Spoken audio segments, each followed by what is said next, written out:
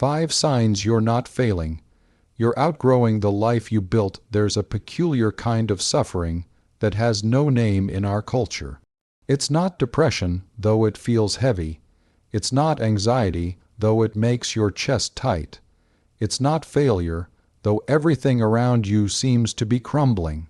You wake up in the life you worked so hard to build, the relationship you fought for, the career you sacrificed for, the identity you perfected, and you feel like a ghost haunting your own existence. You look around at what should be your dream, and all you feel is a suffocating wrongness, not because anything is objectively wrong, but because the person who built this life isn't who you are anymore. Here's what no one tells you. Sometimes the most terrifying moment in a human life isn't when everything falls apart. It's when everything is exactly as it should be, and you realize you've outgrown the container of your own carefully constructed reality. The snake doesn't suffer because shedding skin is painful. The snake suffers because it doesn't understand it's supposed to shed. What if the chaos you're experiencing isn't a sign that you're broken? What if it's evidence that you're finally becoming whole? Let me tell you about Sarah. She's 34, successful by every measurable standard. Corporate lawyer, beautiful apartment in the city, a partner who loves her, friends who admire her. She should be happy.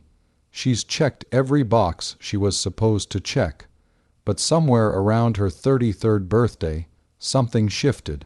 Not dramatically, not all at once, just a whisper at first. It started with small things. The corporate law that once felt like a calling now felt like cosplay. She'd sit in meetings, hearing herself speak, and think, who is this person using my voice? Her relationship, 7 years strong, stable, secure, began to feel like a performance she was giving. Not because her partner changed, because she had. Sarah would stand in her closet full of tailored suits and power heels, and feel like she was looking at a stranger's wardrobe. These clothes fit. They were expensive. They represented who she'd worked so hard to become. So why did putting them on feel like buckling armor she no longer needed to wear? This is the paradox that breaks people open. You've built the life you thought you wanted, and the architecture is perfect. But you've changed shape, and now your own life doesn't fit. The conventional wisdom fails us here spectacularly. We're told that if we're unhappy, we need to practice gratitude, fix our mindset, appreciate what we have. And while gratitude has its place, these platitudes become weapons when what's actually happening is far more profound. You're not ungrateful, you're not broken, you're not weak or spoiled or unable to be satisfied. You're undergoing a psychological metamorphosis, and everyone is telling you to stay a caterpillar. Society has language for failure, bankruptcy, divorce, addiction, breakdown. We have rituals for those. Support groups, self-help books, recovery programs. But we have almost nothing for this. The terror of success that no longer satisfies, the achievement that feels hollow, the identity that becomes a cage. Because here's what's happening beneath the surface. The persona you constructed, the role you've played so convincingly that even you believed it, is beginning to crack. Not because you built it poorly, but because it was only ever meant to be temporary. Think about it. When you were 20, you made decisions about who you should become. You absorbed messages from parents, culture, peers, media. You looked at the world and asked, what does it take to be valuable here? What mask do I need to wear to be safe, loved, successful? And you became that. You became it so completely that you forgot it was a mask at all. For years, maybe decades, this worked. The persona functioned. It got you the job, the relationship, the approval, the security. It was supposed to work forever. But the psyche doesn't operate on supposed to. The psyche operates on truth, and the truth is this. You were always more than the role you agreed to play. Somewhere in the dark basement of your being, parts of yourself have been waiting. The artist you sacrificed to be practical. The wild one you tamed to be acceptable. The depth you buried to remain comfortable. The questions you stopped asking to keep the peace. These parts don't die, they ferment. They gather energy in the unconscious, and eventually they begin to push back. What you're experiencing, this restlessness, this dissatisfaction, this feeling that something is fundamentally wrong, isn't a crisis.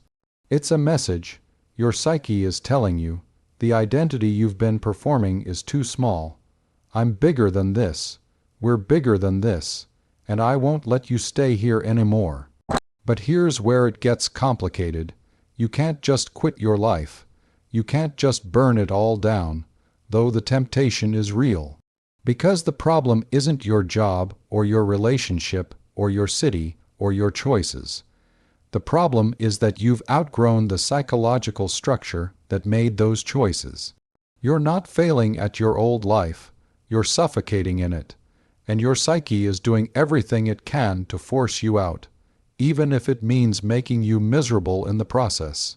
This is what Jung called the call to individuation, that moment when the psyche demands that you become who you actually are, rather than who you agreed to be. And it's one of the most disorienting experiences a human being can have, because it looks exactly like everything falling apart. Carl Jung understood something that most of modern psychology misses. The psyche isn't interested in your comfort. It's interested in your wholeness, and sometimes those two goals are violently opposed. Jung called this process individuation, the journey from living as a collection of roles and reactions to becoming a genuine individual. Not individualistic in the selfish sense. Individual in the sense of indivisible, whole, integrated. And he was clear, this process is not optional. The psyche will drag you toward it whether you cooperate or not. Here's what happens. In the first half of life, Jung observed, we build the ego. We create an identity, a persona literally from the Latin word for mask. This mask is necessary. It's how we interface with society. It's the professional version of yourself, the good daughter or son, the competent adult, the role you play at work and in relationships. This isn't fake or bad. It's adaptive. It's survival. But the persona is only ever meant to be one part of the total personality. The problem emerges when we forget we're wearing a mask and believe we are the mask. When the persona becomes so thick, so convincing, that we lose contact with everything that doesn't fit the role. And what doesn't fit the role? Everything we put in the shadow. The shadow is Jung's term for all the parts of yourself that you've rejected, denied, repressed, or hidden because they didn't match who you were supposed to be. If you were raised to be agreeable, your shadow holds your anger. If you were taught to be strong, your shadow holds your vulnerability. If you built your identity on being rational, your shadow holds your wildness, your intuition, your chaos. The shadow isn't evil, though it can contain destructive impulses. The shadow is simply everything you couldn't afford to be and still maintain your persona. It's the unlived life, the roads not taken, the authentic self you sacrificed for the acceptable self. And here's what Jung discovered. The shadow doesn't stay dormant. It accumulates energy. It grows in the dark. And eventually, usually around midlife, but sometimes earlier, it begins to rebel. It starts to sabotage the perfect life. It makes you irritable, restless, depressed. It fills you with strange longings and inexplicable dissatisfaction. It whispers, this isn't all you are.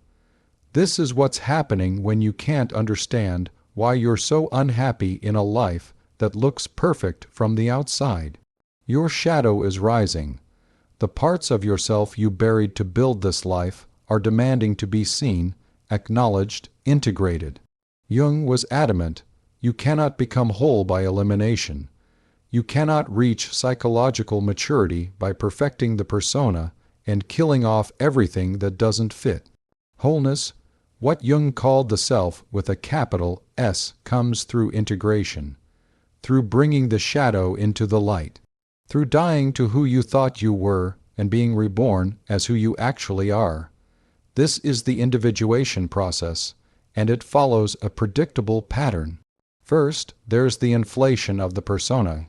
You perfect your role, you succeed, you become the person you set out to be. Then comes the confrontation with the shadow, the restlessness, the dissatisfaction, the feeling that something is deeply wrong. Next is the dissolution. The identity begins to crack, the mask slips, you can't maintain the performance anymore. And finally, if you have the courage, there's the integration. You reclaim the lost parts of yourself and construct a new, more authentic identity. But here's the terror. In that middle phase, the dissolution, you don't know if you're falling apart or coming together. You don't know if you're having a breakdown or a breakthrough, because from the inside, they look identical. Jung used a powerful image for this. The nigredo, the blackening, borrowed from alchemy. It's the phase where everything turns to chaos, where the old form must completely break down before the new form can emerge. The alchemists knew you couldn't make gold without first reducing everything to base matter. You couldn't transform without first experiencing dissolution. What you're calling failure, the inability to be satisfied, the loss of motivation, the sense that nothing means what it used to mean, is actually the nigredo, the necessary darkness before transformation. Your psyche is dissolving the old structure so something more authentic can emerge. And this is crucial. The psyche has its own intelligence, its own timing. When it's ready to individuate, when it's ready to push you toward wholeness, it will create the conditions that force the issue. It will make your comfortable life unbearable. It will introduce synchronicities, meaningful coincidences that feel like messages from the universe. It will send you dreams that disturb you. It will make you restless until you pay attention. Jung called this the self-regulating nature of the psyche. If you lean too far in one direction, the unconscious will compensate by pushing you toward the opposite. If you've been too rational, you'll be flooded with emotion. If you've been too controlled, you'll feel pulled toward chaos. If you've identified completely with your persona, your shadow will rise up and shatter it. This is enantiodromia, the principle that everything eventually transforms into its opposite. The person who was once so certain becomes riddled with doubt. The one who was always strong suddenly feels fragile. The achiever loses all ambition. It's not random. It's the psyche's way of restoring balance, of forcing you to acknowledge and integrate what you've denied. So when you feel like you're failing at the life you built, what's actually happening is far more profound. You're being initiated. Your psyche is calling you toward wholeness, and it's willing to destroy your comfortable identity to get you there. The question is, will you fight the process, or will you surrender to it? Nietzsche understood this from a different angle when he wrote about the necessity of becoming who you are. Not who you should be, not who others need you to be, who you are. He saw that most people live their entire lives without ever asking this question. They adopt ready-made identities, prepackaged meaning systems, borrowed values. They become what Heidegger would later call Das Man, the they-self, the generic person, the one who does what one does. But Nietzsche also recognized something crucial. You can't become who you are without first destroying who you thought you were. He called this process the three metamorphoses of the spirit, from camel to lion to child. The camel bears the weight of social expectations, kneeling to accept the burden of thou shalt. The lion must eventually roar I will, and destroy the old tablets of value. Only then can the child emerge innocent, creative, capable of creating new meaning. You cannot skip the lion phase. You cannot become authentically yourself without first going through the destructive fire of saying no to the person you've been pretending to be. This is the existential dimension of what you're experiencing. It's not just psychological, it's philosophical. It's about the fundamental question of existence. How do you live authentically in a world that constantly asks you to be inauthentic? Kierkegaard called this the aesthetic versus the ethical versus the religious life stages of existence that can't be bypassed. The aesthetic life is about pleasure, distraction, staying on the surface. The ethical life is about duty, role, playing, living according to social conventions. But neither of these leads to authentic selfhood. For that, Kierkegaard said, you need the leap, a radical break, a willingness to stand alone before the infinite, to become a genuine individual rather than a copy. What's happening to you is this leap trying to happen. Your psyche is pushing you from the ethical stage, where you've been successfully playing your role, toward something more authentic. And it's terrifying because authenticity requires you to stand alone, to say, I am more than my function, I am more than my role, I am more than what I produce or achieve or maintain. Eastern philosophy approaches this same truth from yet another direction. In Buddhism, there's the concept of anatta, no fixed self. The idea that what we call the self is actually a construction, a story, a collection of identities we've mistaken for reality. And suffering comes from clinging to these constructions when the nature of existence is change. What you're experiencing is the suffering of clinging to an identity that's already changed. You're holding onto the story of who you were, even as the reality of who you are tries to emerge. The Buddhist path says, let go. Allow the dissolution. Recognize that all forms are temporary, including the form you call yourself. But here's where it gets interesting, where Jung and Eastern thought meet. Jung wasn't advocating for the dissolution of the ego into some oceanic unity. He believed in the necessity of the individual, the importance of psychological development and differentiation. But he also recognized that the ego, that sense of I, must ultimately serve something larger, the self. The self, in Jung's language, is the totality of the psyche, conscious and unconscious, persona and shadow, everything. It's the center and the circumference. It's what some traditions call the divine within, the Buddha nature, the true self. And the journey of individuation is the ego gradually recognizing it's not the master, but the servant of this larger intelligence. So the dissolution you're experiencing isn't about destroying the ego. It's about right-sizing it. It's about the ego realizing, oh, I'm not the whole story. I'm not even the author. I'm one character in a much larger narrative. This is what the mystics of all traditions understood. Rumi, don't turn away. Keep your gaze on the bandaged place. That's where the light enters you. Meister Eckhart, God is at home. It is we who have gone out for a walk. St. John of the Cross, describing the dark night of the soul, that period of desolation when all previous sources of meaning dry up, not as punishment, but as purification. What you're calling failure is what the mystics called the necessary darkness, the stripping away of false supports, the death that must precede resurrection. And here's the philosophical paradox at the heart of it. You cannot will yourself into authenticity. You cannot decide your way into wholeness. The ego cannot integrate the shadow because the ego is part of what needs to be integrated.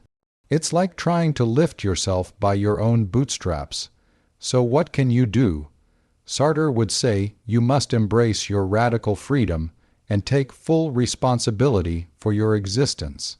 But Jung would add, you must also surrender to something larger than your willful ego.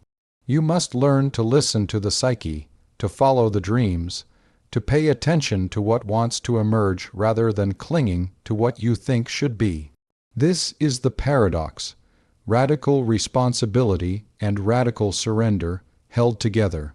You must actively engage with the process of your own transformation, while also recognizing that the transformation itself isn't coming from your conscious will.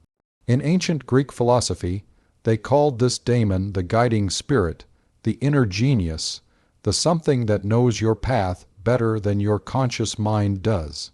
Socrates claimed to have a daemon that would stop him when he was about to make a mistake, not tell him what to do, but prevent him from betraying himself. What if the restlessness you feel, the dissatisfaction, the inability to continue as you have been? What if that's your daemon speaking? What if it's not a problem to solve, but a message to heed? The question isn't, how do I get back to being happy in my life? The question is, what is my psyche trying to tell me?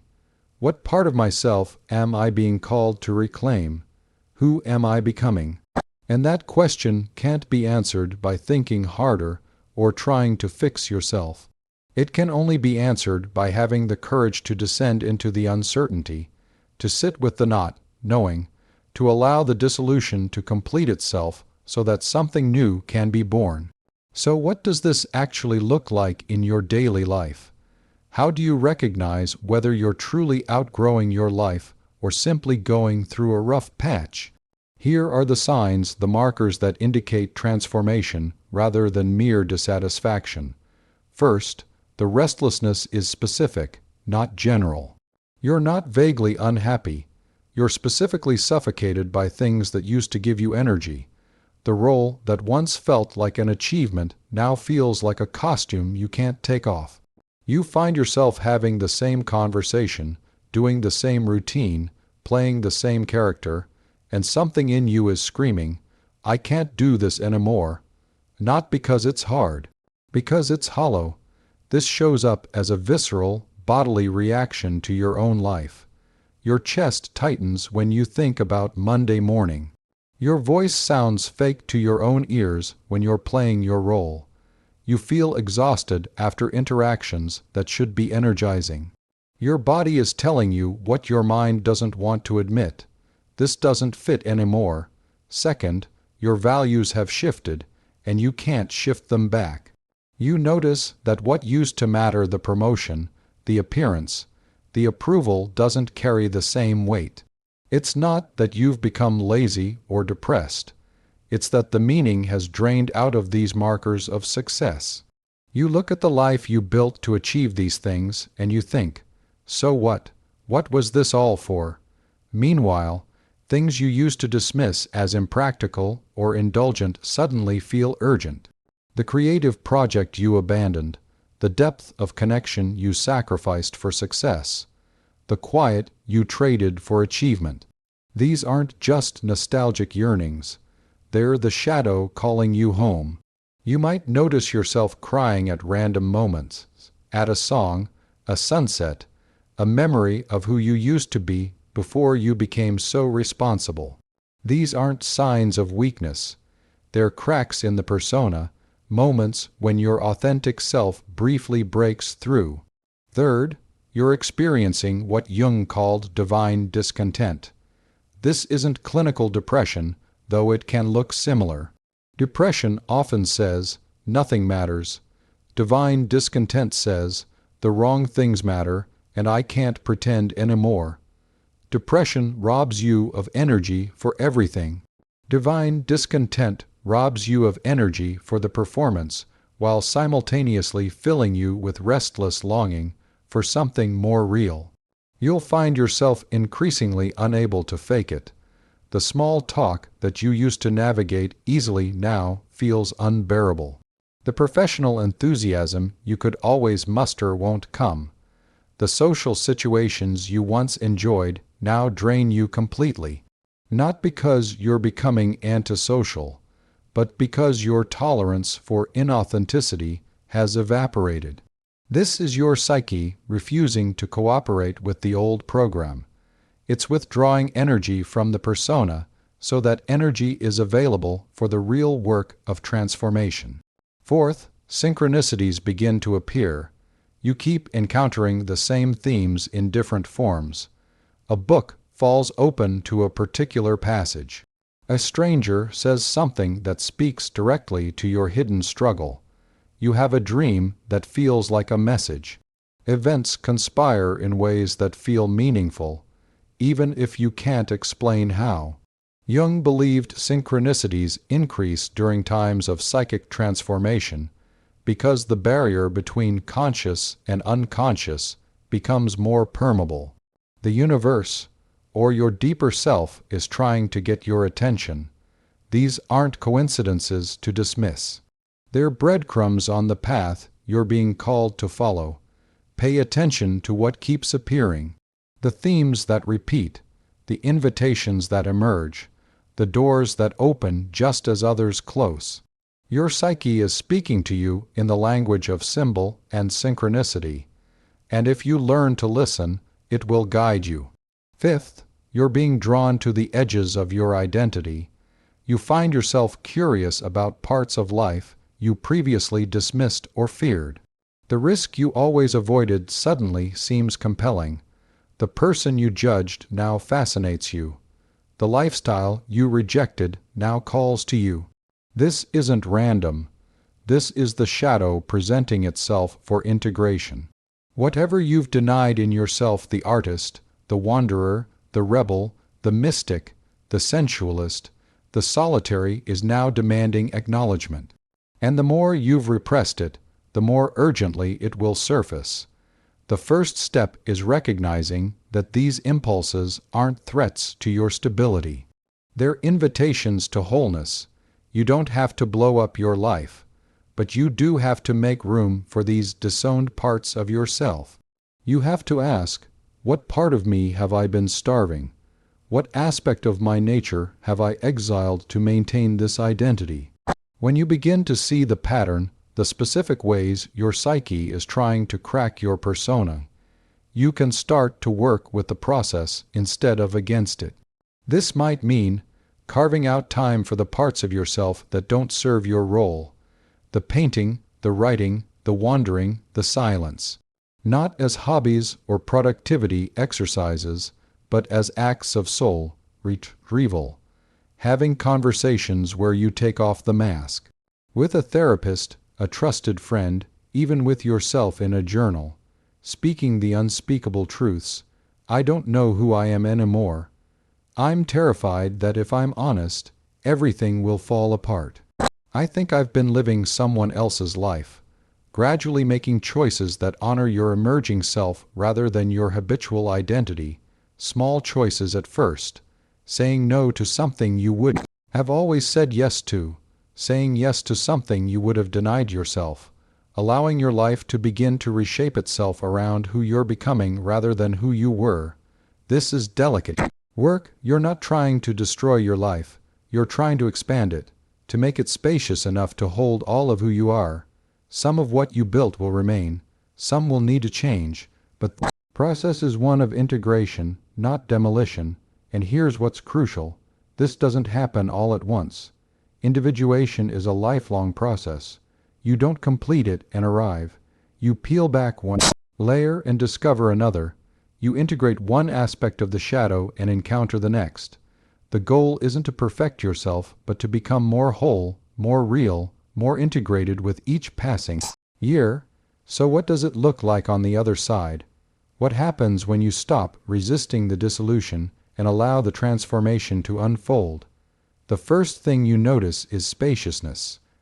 Constant background tension, that feeling of performing, of holding yourself together, of maintaining the facade, begins to ease. Not because you've achieved some perfect state, but because you've stopped fighting what is.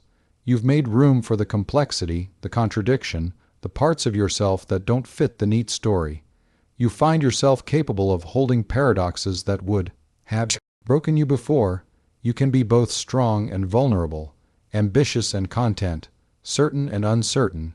You realize that psychological maturity isn't about choosing one pole or the other. It's about integrating both. Your relationships change, sometimes dramatically. The connections based on your persona, where people loved the role you played but didn't know the person beneath it, begin to feel strained or fall away. This is painful, but it makes room for deeper connections, relationships where you can be seen as you actually are. You discover that being truly known, even with all your shadows and imperfections, is worth more than being admired from behind a mask. You develop a different relationship with your own emotions, the feelings you used to suppress or deny. The rage, grief, the terror, the wild joy become information rather than threats. You learn to sit with discomfort without immediately trying to fix or escape it. You realize that all emotions are part of weather of being human, and none of them diminish you.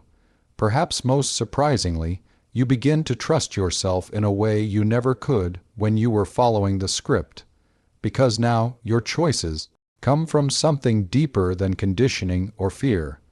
They emerge from an authentic center, a place in you that knows, not intellectually, but viscerally, what serves your wholeness and what doesn't. This doesn't mean every decision is easy or clear, but there's a difference between the confusion of being disconnected from yourself and the complexity of being deeply connected. One feels lost, other feels alive. You also develop compassion for the person you used to be. You stop berating yourself for the years you spent in the persona, the time you wasted being someone else. You recognize that the persona was necessary. It got you here. It kept you safe when you needed to be safe, acceptable when you needed to belong. The journey required every step, including the ones that felt like detours, and you begin to see others differently too. When you've done your own shadow work, you stop projecting your disowned parts onto other people. The qualities that used to trigger you in others, their selfishness, their sensitivity, their wildness, lose their charge. You recognize these as mirrors, showing you the parts of yourself you haven't yet integrated. And as you reclaim these parts, you become less judgmental, more spacious, more capable of meeting people as they are rather than as characters in your drama. But here's what Jung made clear, and what the mystics of all traditions understood. This isn't a linear progression from bad to good, broken to fixed. It's a spiral. You'll have moments of profound clarity followed by periods of confusion. You'll think you've integrated something only to have it resurface in a new form. You'll take 3 steps forward and 2 steps back. The difference is that now you know this is how it works. You're not expecting to arrive at some final state of perfection. You're committed to the ongoing work of becoming more whole, more conscious, more authentic, knowing that this work will never be finished. And paradoxically, accepting that it's never finished brings a strange kind of peace. You stop waiting for the moment when you'll finally have it all figured out. You stop postponing your life until you become the person you think you should be. You recognize that this, right here, in all its mess and beauty and uncertainty, is the life, the only one you have, and it deserves to be lived by the real you, not the acceptable you. Remember that question we started with, that feeling of being a ghost haunting your own life. Now you can see it differently. You're not haunting your life. You're haunting the remains of a life that no longer fits, and the ghost you've been seeing, that shadowy sense of someone you can't quite become, that's not a phantom. That's your authentic self, waiting for you to stop pretending long enough to recognize it. The truth is, everything you've been interpreting as failure has been the psyche's desperate attempt to save you from the slow death of inauthenticity. The restlessness was wisdom, the dissatisfaction was clarity, the inability to continue as before was courage manifesting as crisis. You're not failing, you're molting, shedding the skin that served you once but suffocates you now. And yes, it's terrifying. Yes, it looks like falling apart. Because in a sense, you are falling apart.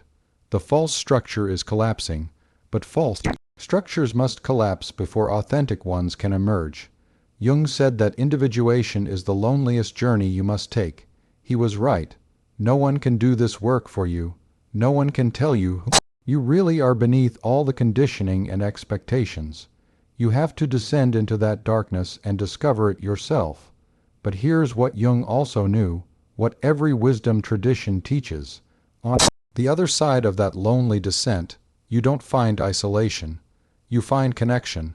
Because when you've done the work of becoming genuinely individual, indivisible, whole, you can finally meet others from that place of wholeness. You can love without losing yourself. You can belong without betraying yourself. You can be both authentically alone and authentically connected. So if you're in that space right now, where the life you built no longer fits, where success feels hollow, where you can't go back but don't know how to move forward, know this: you're not lost. You're in the nigredo, the necessary darkness, the dissolving that must happen before the transformation. The only way out is through the discomfort, through the uncertainty, through the shedding of every false thing until you're standing naked before yourself, finally ready to see who you actually are. And when you emerge, and you will emerge, you won't be the person you thought you had to be. You'll be the person you were always meant to become, more whole, more real, more alive. That's not failure. That's the most courageous success there is. The journey continues, not towards some distant perfection, but deeper into the truth of who you are. And that journey, with all its darkness and difficulty, is the most meaningful thing you'll ever do. Welcome to the work of a lifetime. Welcome to becoming whole.